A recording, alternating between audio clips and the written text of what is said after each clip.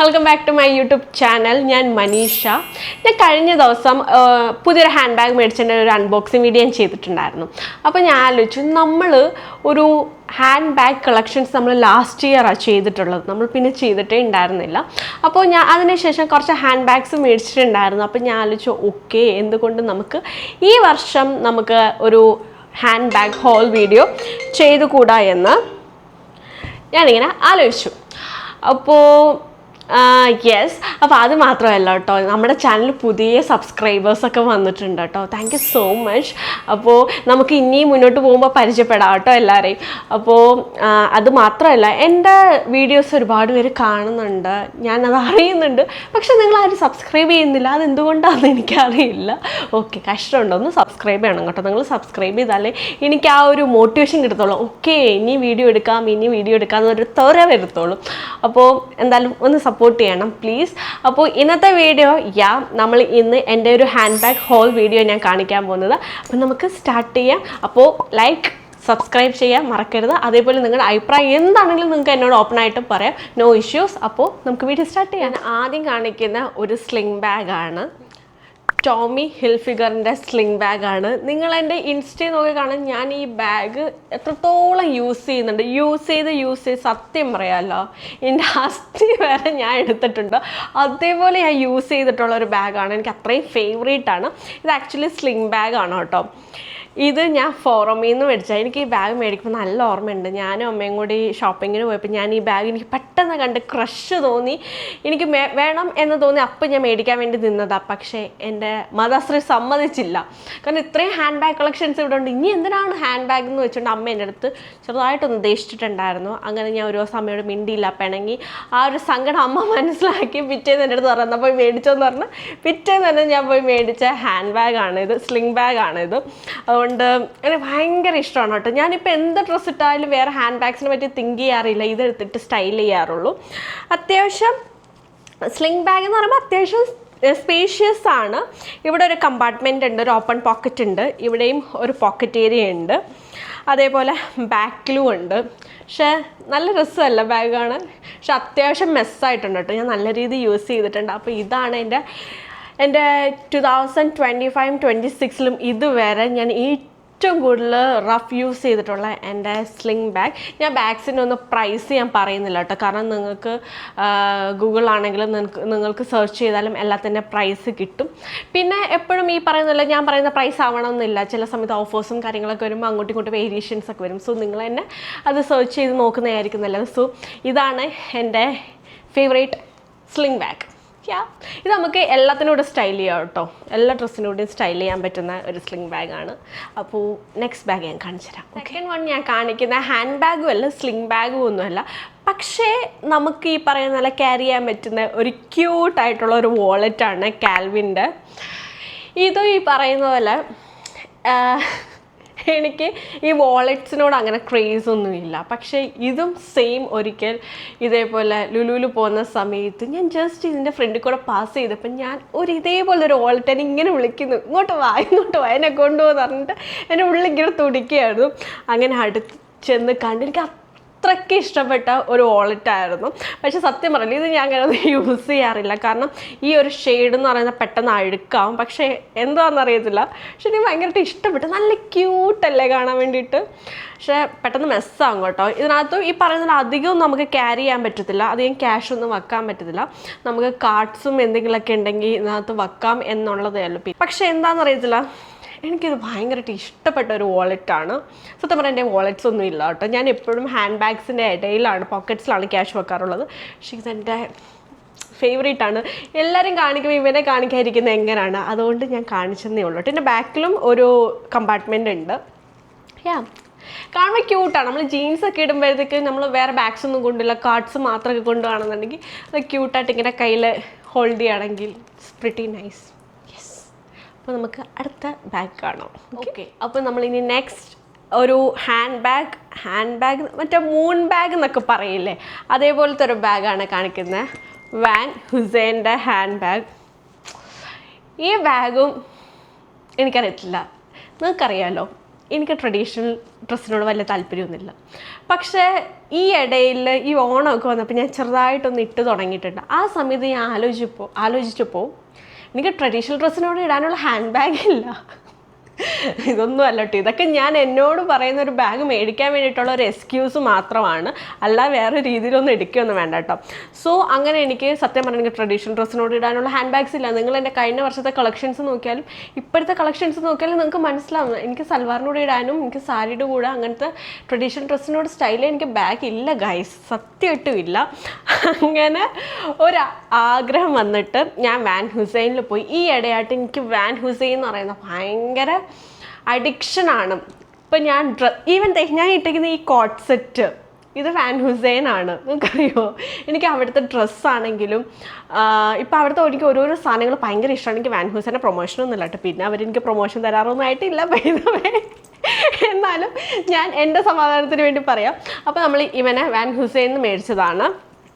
ഇവൻ്റെ എനിക്ക് മെയിൻ ഇഷ്ടപ്പെട്ട കാര്യം എന്താണെന്നറിയോ, ഈ ഫ്രണ്ടിലത്തെ ഈ ഒരു ഡിസൈനാണ്. നിങ്ങൾ എന്നെ നോക്കിയേ, നല്ല രസമല്ലേ കാണാൻ.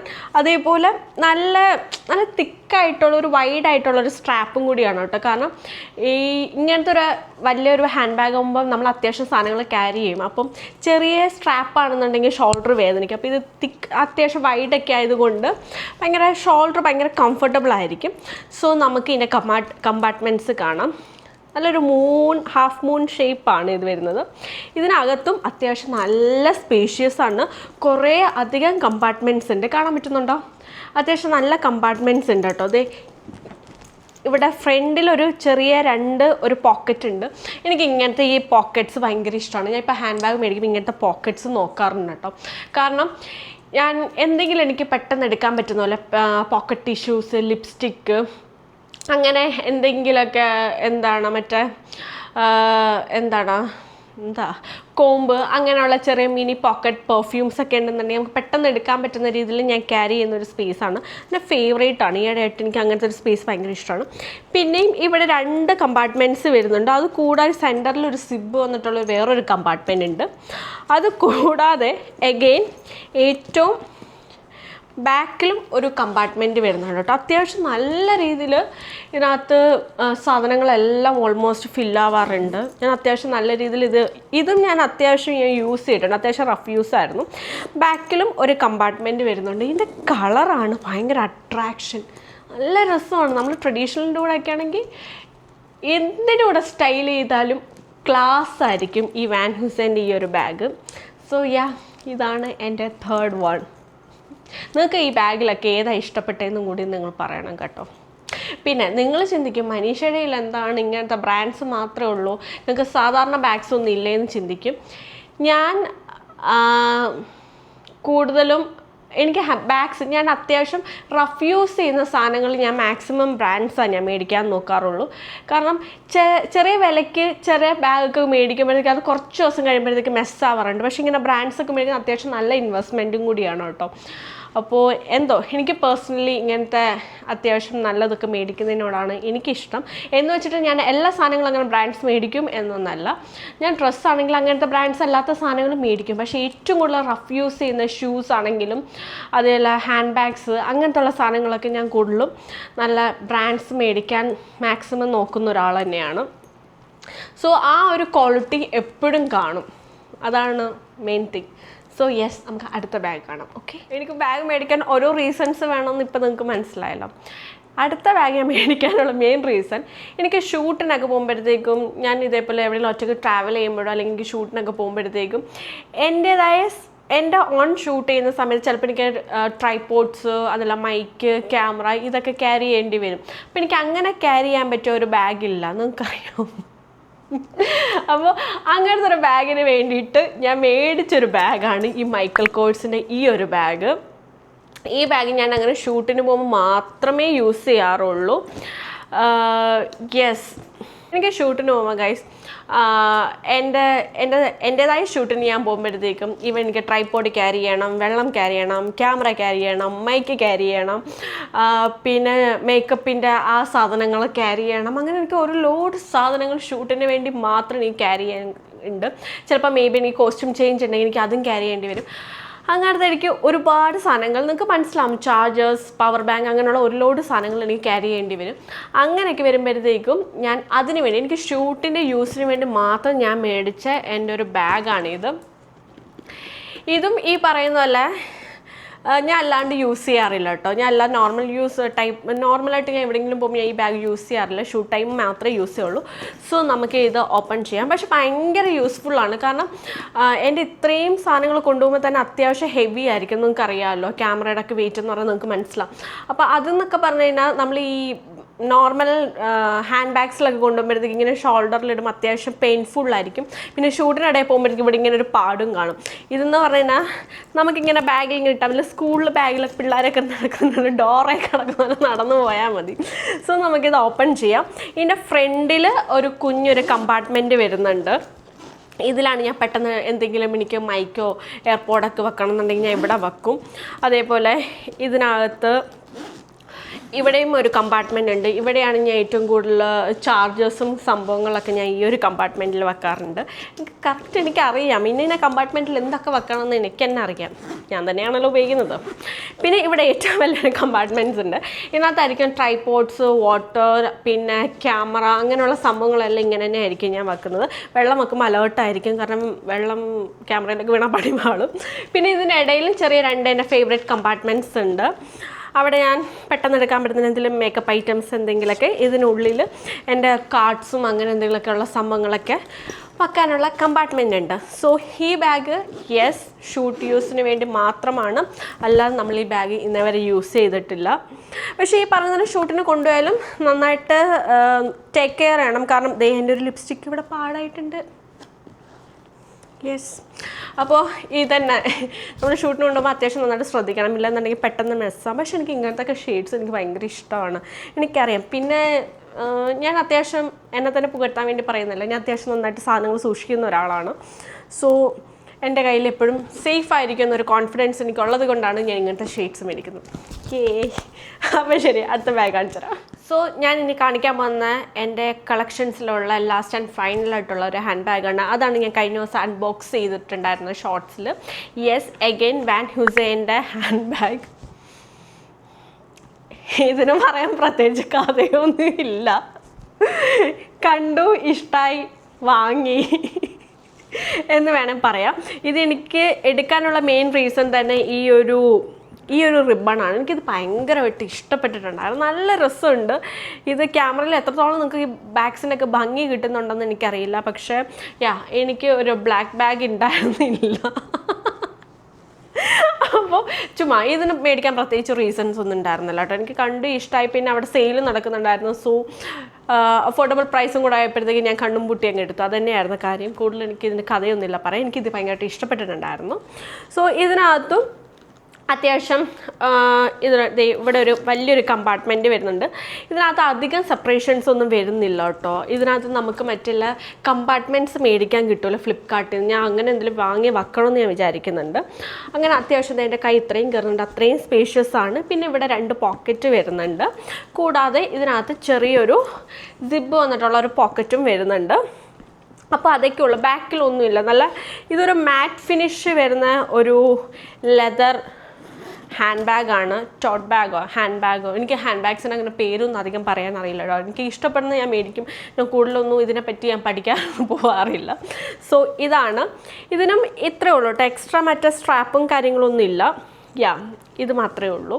ഇതും ഈ പറയുന്ന പോലെ ഭയങ്കര കാഷ്വൽ ലുക്കിലൊക്കെ നിങ്ങൾക്ക് സ്റ്റൈൽ ചെയ്യാൻ പറ്റിയ നല്ലൊരു ബാഗായിട്ട് എനിക്ക് തോന്നിയിട്ടുണ്ടായിരുന്നു.